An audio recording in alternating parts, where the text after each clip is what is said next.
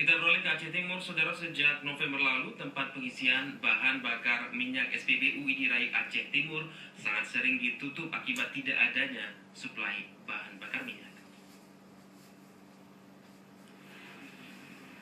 Stok bahan bakar minyak BBM jenis premium pada sejumlah SPBU di ibu kota Kabupaten Aceh Timur mengalami kekosongan. Akibatnya, aktivitas warga pemilik kendaraan bermotor terganggu dan kecewa. Warga yang ingin mengisi premium sepeda motor dan mobil harus keluar tanpa mengisi BBM. Hal itu karena SPBU yang didatangi tak memiliki stok premium. Kondisi yang sering terjadi seperti ini, sebagian kendaraan yang kehabisan bahan bakar harus parkir di halaman SPBU menunggu masuknya pasokan dari Pertamina. Sedangkan di kota Langsa, Perlak, dan Ratu Selamat, premium cukup tersedia. Tidak diketahui penyebab kelangkaan premium ini.